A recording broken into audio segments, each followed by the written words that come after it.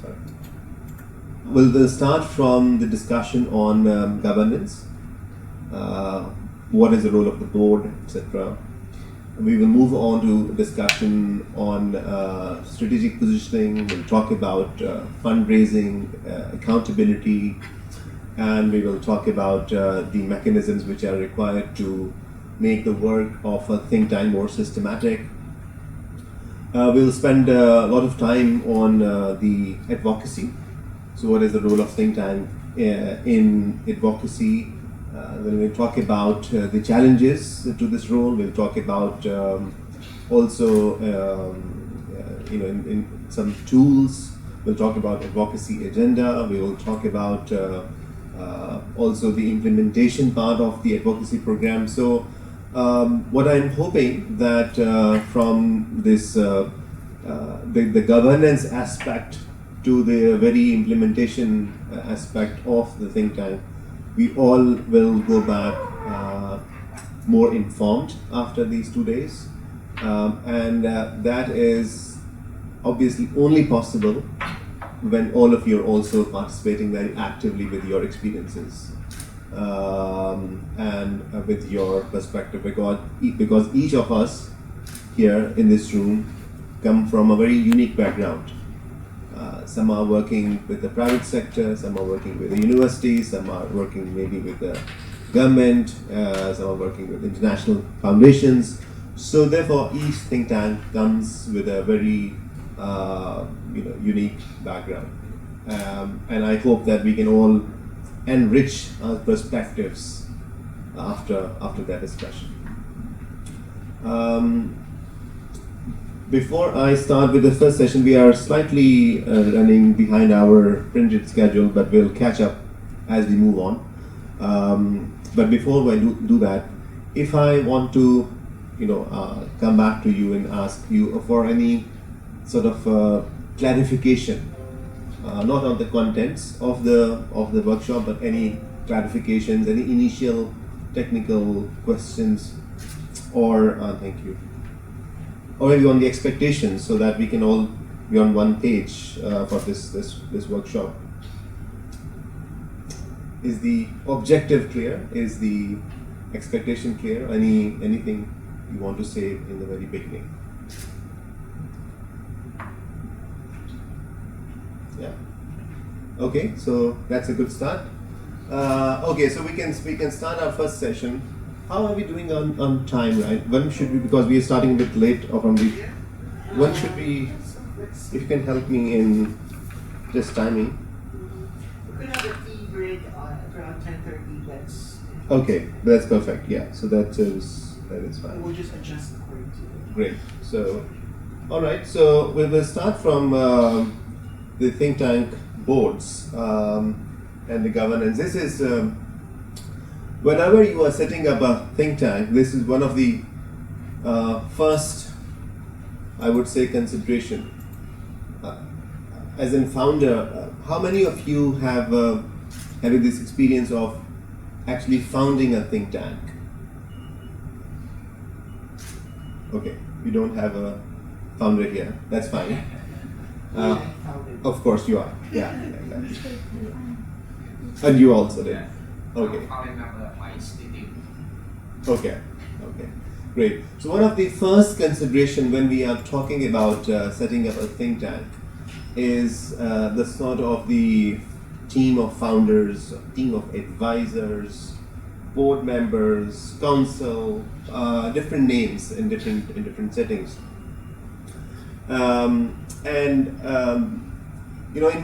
In my work in think tanks, I have created 3 different boards, and in the past and now currently I'm working and reporting to 3 different boards. So altogether 6 boards, and that's always a very complex relationship, especially when you are a founder. You are come up with a think tank, with the idea of a think tank. Okay, I want to do economic research, I want to do parliamentary research, right? But then you are not alone. You need other people's support, who may or may not be at the same level of your vision, who may in partly agree with you, who may partly disagree with you. It's almost impossible to find people who would agree 100% with you.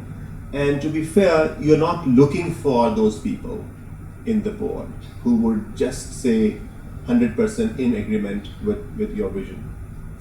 So I think we need to discuss that. And throughout these presentations, I would really encourage you to have a free flow of discussion, which means that you can stop me for any clarification or questions or experience sharing while we are talking.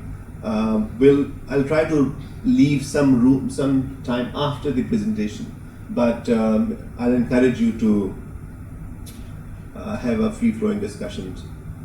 So in each of these presentations, you will see that I'm asking a lot of questions, and then I'm also offering some answers, but with this belief that these are not the final determinant answer. You can have more answers than what you can be discussed here. I'll be happy to share all these slides with you, so you don't have to take extensive notes, but feel free for the purpose of discussion. So some of these points we'll be discussing in this session. So let's see, why do we need a board first of all? A board brings a lot of credibility and trustworthiness to both funders and the stakeholders. As I said, when I was setting up a think tank back in Pakistan, not many people would know me. Yes, I had an idea. Yes, I knew a space existed to work on the market economy and think tank level. But then I also needed support of more experienced people in the government, in the business, in the private sector, in the academics, who would then be able to provide credibility to the whole vision. So you need the board for providing some level of credibility to your goal and to your mission. It's the board also is helpful in generating opportunities for the organization. But then also importantly, it provides stability because you expect the organization to have a long life. This is the expectations. And as for instance, if I can give you my example, then I set up a think tank 7 years ago back in Pakistan, and I'm not running that think tank anymore. I'm just on the board of trustees of the think tank, but I'm not involved in the operation. So what has happened? Has the think tank closed down? Luckily not. It is working actively in Pakistan right now. But I think I spent a lot of energy, a lot of time on creating a good board. Not my friends. Certainly none of them is my personal friend or relative or family member, but all are accomplished professionals who agreed to support the work of the think tank. So you need that for stability. When you need them when the founder, the CEO moves on, is not there, and some kind of replacement is needed. I think that is a very crucial aspect of the long-term stability. It's not just for credibility, it's not for just fundraising, but you need a good board for stability. And then also, I think a board is needed because then you want to protect the mission and the objectives for which the think tank is founded, right? So if it is just dependent on an individual, then it is possible the priorities may change with the change in the individual. So do you want that to happen? As I'm sure as a think tank founder, or someone working with a think tank, you would not like that to happen, and you like that the core mission of a think tank is adhered to. So therefore, we need a good board who can provide the support, credibility, and also one important aspect, that providing a check on the performance of the management, essentially CEO.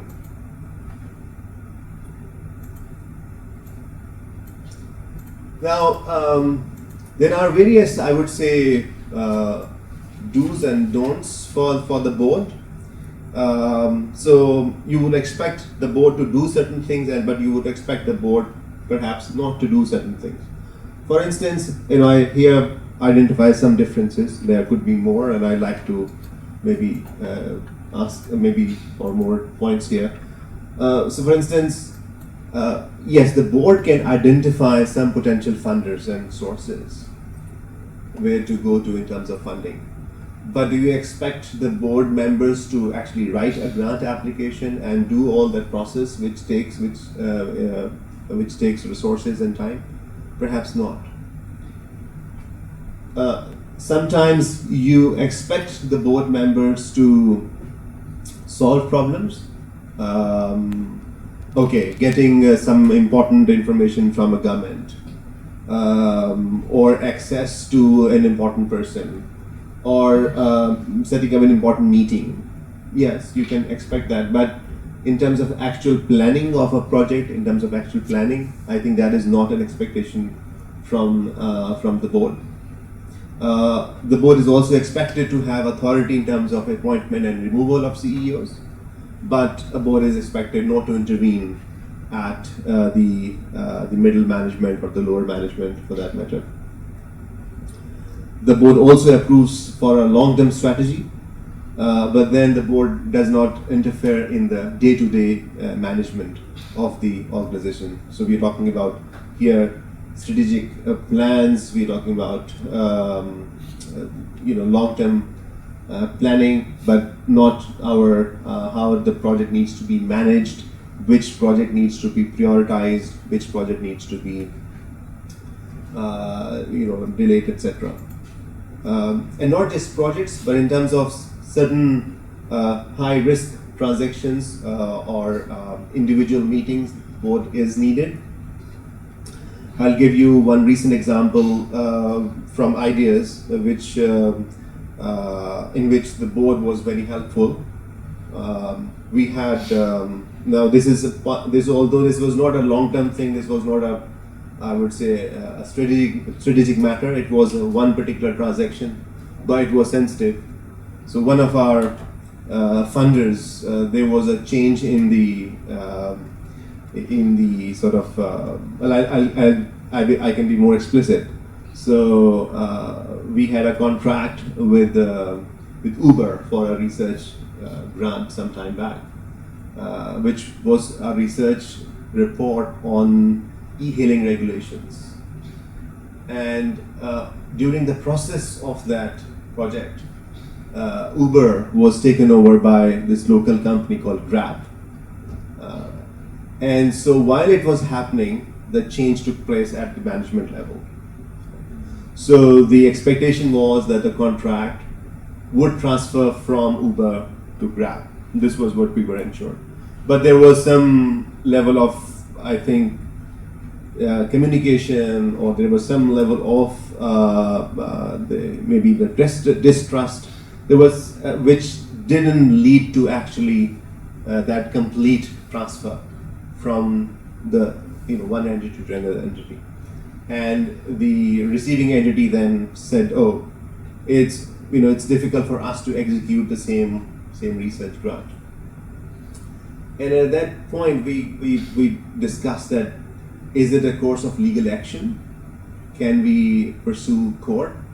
Or can we do sort of an individual, can we use some access or network? And then at that point, one of the board members was very helpful in sorting this matter out, and we kept moving, in which the management felt a bit restrained in terms of taking the action. So it's not about just long-term planning. It's not about strategic. Sometimes high worth individual transactions can be needed. Can need the help, the intervention for the board member.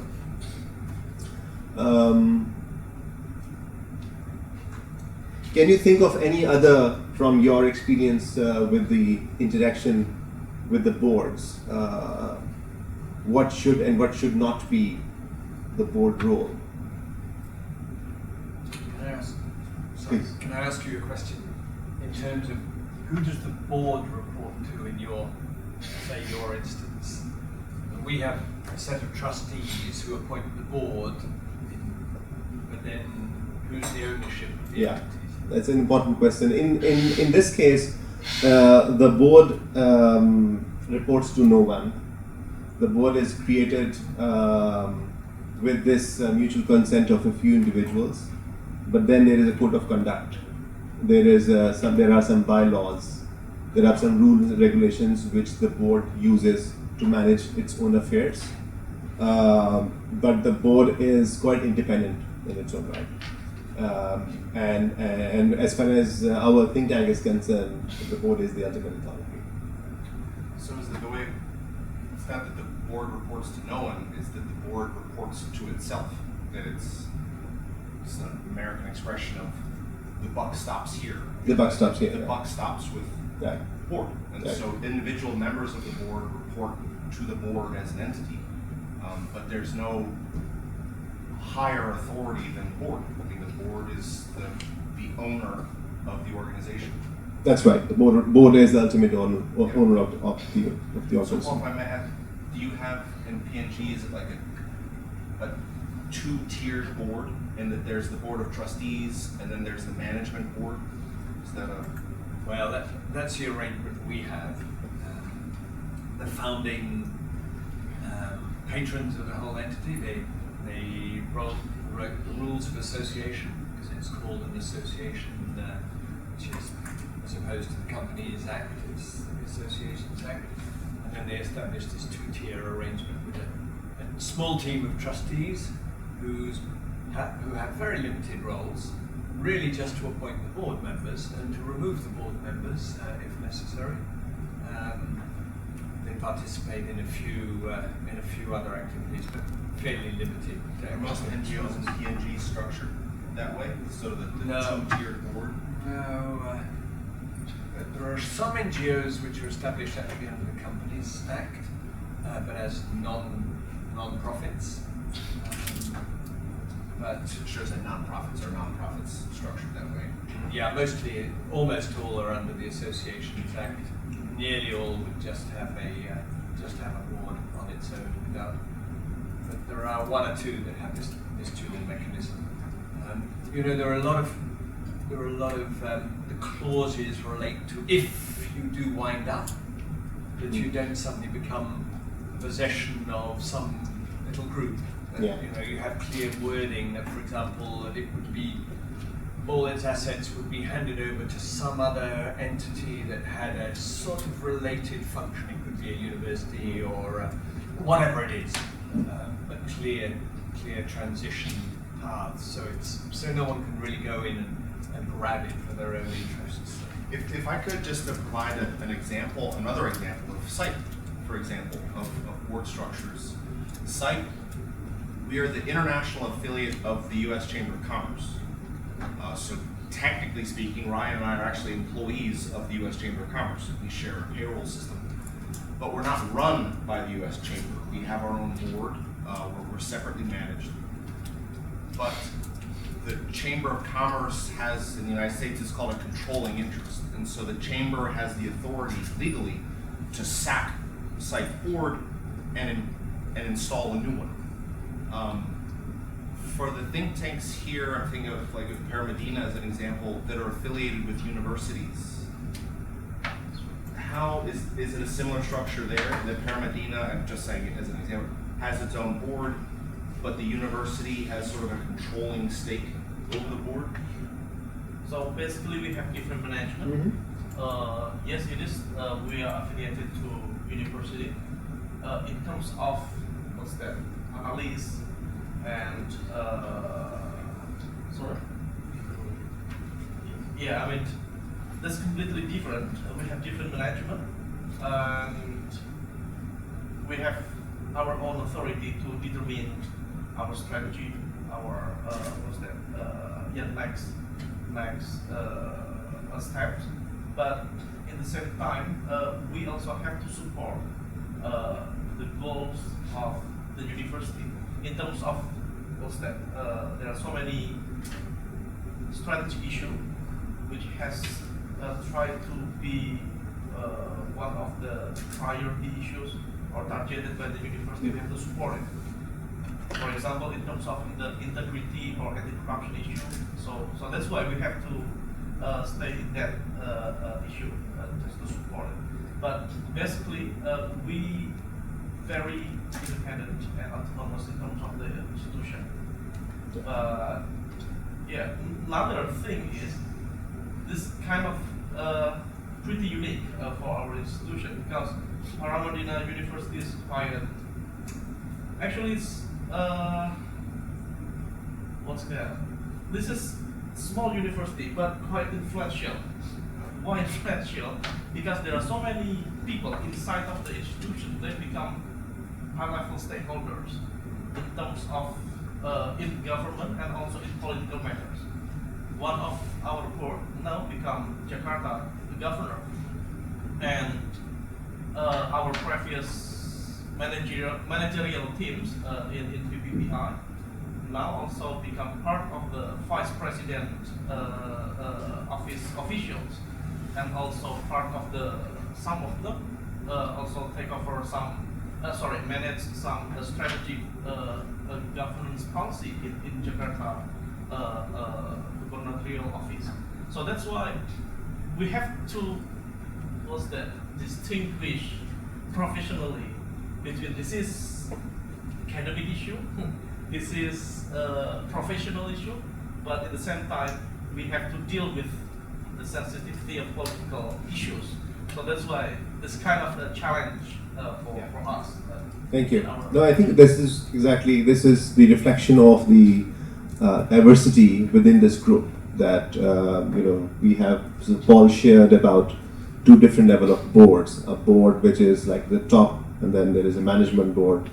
And then Umam, you shared about how your think tank has to report to multiple sensitivities, political and academic sensitivities. And definitely John shared about the SIVE experience, which is again a different level of experience. I'd like to ask maybe other experiences in terms of the board management we have here. Is it something reflective of your own experience or different experiences you have? Actually, we can, from what was being mentioned by Umam in terms of different roles.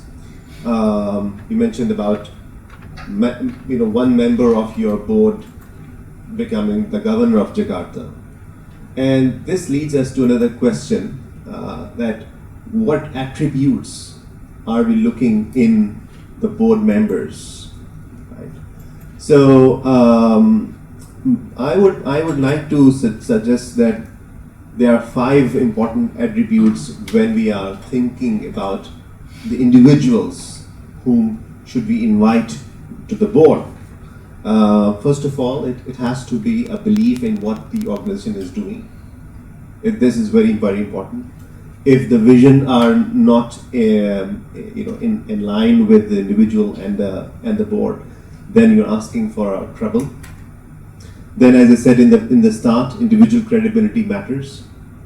Also, it's important to have members on the board with reasonable connections.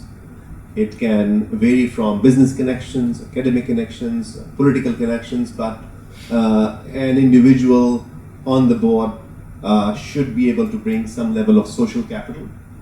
And so therefore, the social capital becomes an asset of the organization. And then integrity. This is more on the level of personal integrity. Financial conduct of the board members should be above board. and should be able to elicit confidence in the staff, in the external stakeholders. And then a lot of the think tank work here is obviously research driven. We are talking about public policy debates, and therefore individual members can have, of course, their own domain of knowledge. I'll share a later example of ideas board. But then whatever sector, whatever field or profession they are representing, they are contributing through knowledge in the organism. There are other attributes also which we look for in the board members. I put it with a question mark here because they can be double-edged sword. You can have a very famous person on your board. It will be very helpful for outreach, for making sure your better PR, media visibility. It will be very helpful. But then the fame also brings its own risks because that person also bringing the sort of the whole environment in which that he and she has developed. Wealth, especially because we are all mostly dependent on the fundraising efforts, which are driven by projects, driven by funders, sometimes business individuals are sought on the board. But then the risk is, that's why I put a question mark, but the risk is whether that individual or individuals have overpowering control on the agenda setting. That can be a problem. And that's why I think what Paul mentioned in the start, having two boards, maybe a board of trustees, and especially as you mentioned, your think tank is mostly private sector supported, and it's very old. It's it goes back to 1975, so quite long time in terms of its own life. It becomes important to maybe separate the two if you have such people. I know, for instance, another think tank in UK is called Institute of Economic Affairs. They have also a board of trustees and a board, which is board of trustees have some level of contribution, financial contribution, but then the board is more separate. So maybe it's something worth exploring. Political power again can be an asset, can be a liability, because political power, of course, comes with in most of the cases with association with political parties. Do we want these people on our board? It's good for access. You can ask people for access to the government, but then are you having a sort of a bipartisan or multi or cross-partisan representation? So for instance, if there are 2 or 3 parties which are mostly mainstream parties in the country, are you going to have all of the parties on your board, or are you going to have no party representation on your board? So it's tricky, and I'm aware of both examples. I'm aware of examples where, for instance, in the case of Ideas, when Ideas was founded, back in 2009 and 10, I'm not the founding member of Ideas. So the rationale was that we should have a cross-partisan representation.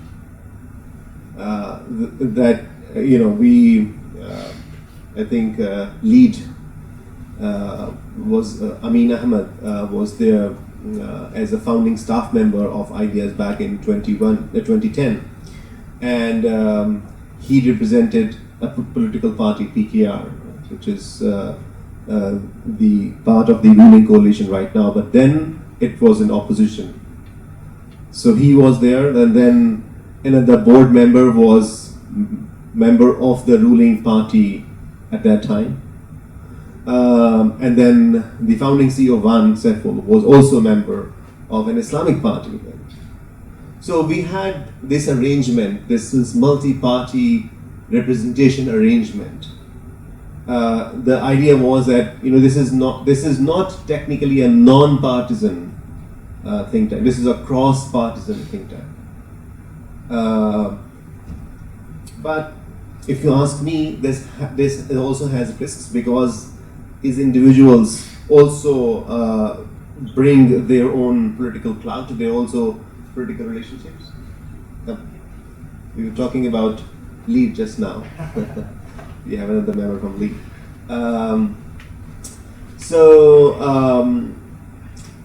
Therefore, this is very important to think about. When we talk about individuals, we're talking about those individuals with connections with political power brings their own kind of risk. But I would say that the topmost 5 are absolutely essential attributes of board member, and the other 3 are helpful, but you need to weigh on in terms of the local context. Please. I would add that they need to actually have the time to actually participate properly. Maybe it's Good point. in Yeah.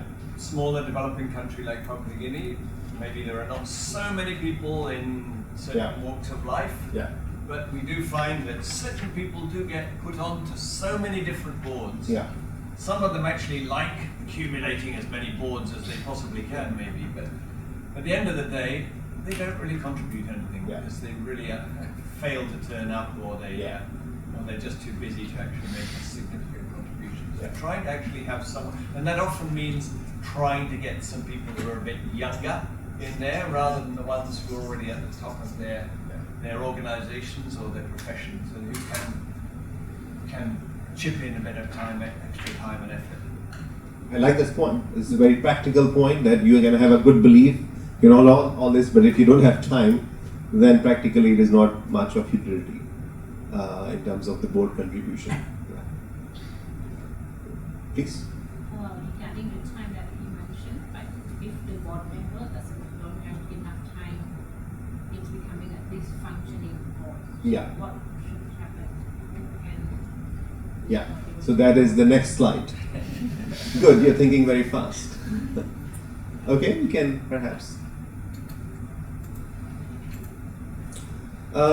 So I think we are talking about the evaluation of the board, right? So time is one determining factor. But what happens then in terms of if the expectations are not met? And one clear thing is that as management, as CEO or senior management, normally we are restrained. There's a tricky situation we are in. We cannot, of course, directly remove or change any board member. So all of these considerations have to be discussed at an appointment. And as I said in the start, the board normally has its own bylaws and rules, which should have regulations defined in terms of the code of conduct and the process of replacement, the process of resignation, the process of re-election, etc. Therefore, I think the only expectation we can have is from the board members themselves. Let's say if there are 5 or 7 board members, then and one particular board member, as you said, is not able to provide enough time. As part of management, we cannot do much about it. That's limitation. But we can hope that if this becomes a sort of a more part of the normal routine, then a replacement is in order. There's also a trade-off. So, for instance, this is the Atlas network, which is one of the funding network of think tanks, called 3 Ws for the board member you look for. It's a very simple but very helpful grid for looking in the board members.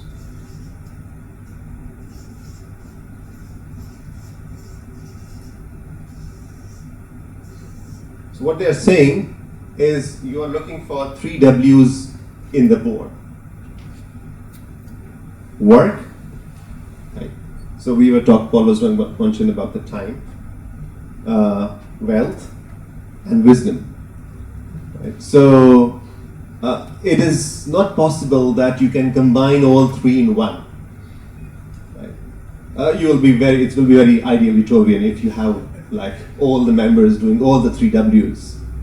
You would expect that to happen, but that will not happen. So sometimes, as we're talking about the trade-off, we're saying, oh, maybe at least you should have time for, let's say if the meeting is one meeting in a quarter. So that is the minimum expectation that a board member must always do. But then in between you need him or her, and then she's not available. But maybe you can say, oh, you can have the trade-off. This is the expectations which are set at the time of the appointment, and a very open discussion is needed. What I have seen and experienced that sometimes out of courtesy or part of Asian culture, we don't ask these hard questions. We don't ask these hard questions in terms of expectations. What you will actually do, and sometimes we are having a board member just for the sake of it, just for like bringing a big name to the organization. But then when it comes to actual work and actual collaboration and cooperation, then the expectations are not met. So this is all sort of discussed and debated at the start. If a board member starts behaving contrary to the one thing is that okay, he's not participating, but one thing is that start behaving contrary to the mission of the organization, or causing a direct harm by his or her conduct, then obviously this is something needs to be defined in the code of conduct, that how the chairman can call a meeting or the members can call a meeting and then change the board. But normally it's very important to have a tenure, a fixed term in the board member for the board, and then that is the time for possible change and induction of the new board members.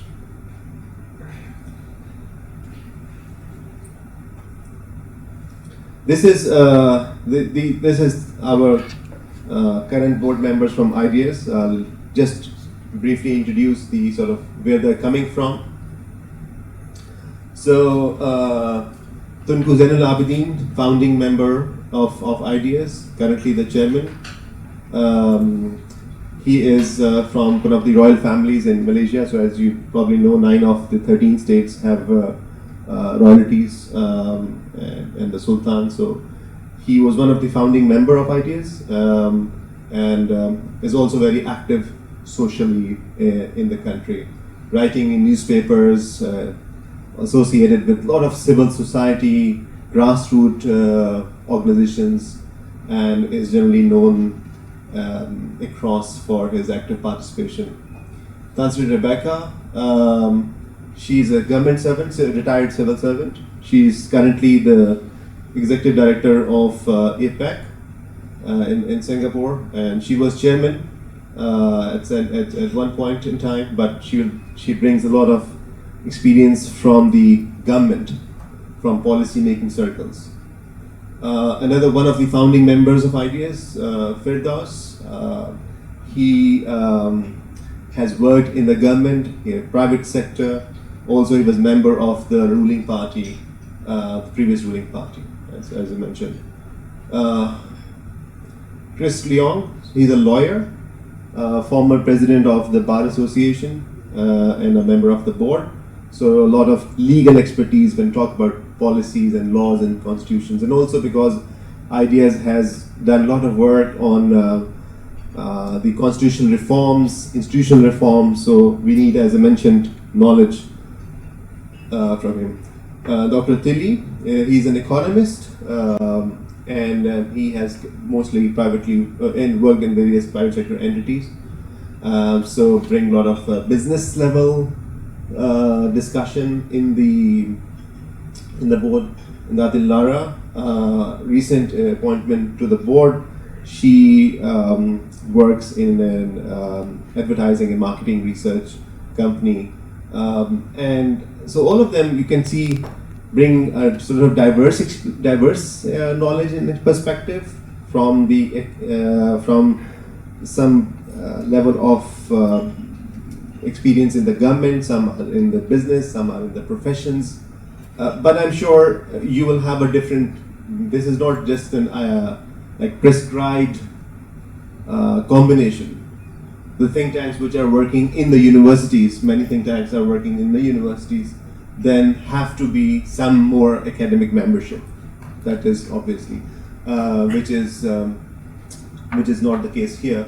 For our academic association, we have a different arrangement. We have senior fellows from academia, which we nominate for working on different projects and different discussions. But we don't have an academic representation here on the board. But as I said, this is just one example, and I'll be very happy to have more examples from the floor in terms of the membership you have. Okay, so we have a few minutes for some discussions and Q&A if you like.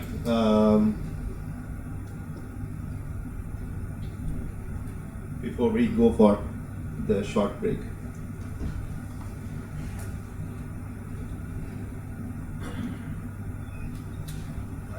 Please. These 3 W's that you wrote. I've also heard of the 3 T's. Okay. Of what you're looking for in a board member, and they're synonyms of the 3 W's there. I see. But the 3 T's are time, talent, and treasure. It's actually SIPE's executive director who, that's how he introduces new members of the SIPE board, how he explains what SIPE is looking for. And he said a good board member will be able to give you at least 2 of the 3. Okay. Ideally, you'd have all 3. But in reality, members of boards are busy, all the people up there, I mean, they have full-time jobs, they're volunteers. If you have a board member who can give you 2 of the 3, of time, talent, and treasure, you have a good board member. Great. That's very helpful. 3 W's and 3 T's. Interesting. Please. Continuing the point, that's the reason I think why we need to talk about the kind of strategy we need to keep the eyes open to our institution, to keep the communication. Yeah. So communication is, I think, an important point you're raising. So of course, there is like both formal and informal level of communication between the management and the board, and it's very, very important to keep the both kinds of channels open. So what we do at Ideas, we have a quarterly meeting, we have a project review. Especially those important projects are brought in the notice of the board always, so they are aware of what areas we are working on, who are our funders, the major stakeholders, they are in the knowledge. But then, of course, between the 2 meetings, lot of things are happening. So we have a WhatsApp group with the board, with me, and then I'll post some pictures sometimes of some events, and this is what we are doing. Sometimes we are involving them also in a seminar, so can have a speaker, one of the board members. Sometimes we need them for project execution, so we would just go and brief, and whatever, depends on the time, one of them to bring the person on the board. So communication is important, and maintaining the level of confidence between the management and the board is very helpful. Normally the meetings happens in the office, so it's also an opportunity for the board members to come out and socially interact with other staff member, which I encourage just maybe over lunch sometimes, or just walking around the office. It's good for the staff members to also know some of them directly, and they get a direct feeling of what's happening without necessarily discussing the project details. But the communication is important.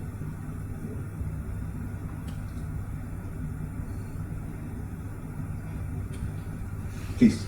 Do the board members have the executive power, something like what?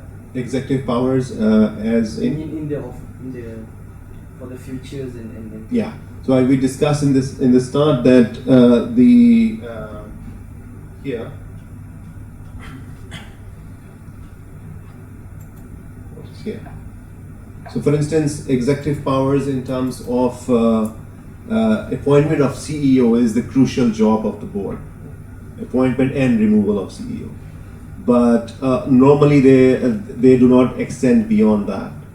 So who is your manager of communication, who is your manager of research, that is left to the CEO, but the board certainly should have the executive power to change the CEO and appoint a CEO when it is needed for different reasons. I'll say, Ali, if I could, it's yet another anecdote. One organization, I won't name it or even say what country it's from, but it's a group that SITE has worked with in the past. On that last question, the board of this organization, they called themselves executive directors. It was a board of executive directors. It was one of the most dysfunctional, or SITE no longer works with it, one of the most dysfunctional organizations SITE has ever worked with, because the members of the board viewed themselves as executive directors. And so they intervened in the management of the organization that undercut I think the CEO's title was general secretary or something to that extent. It undercut him.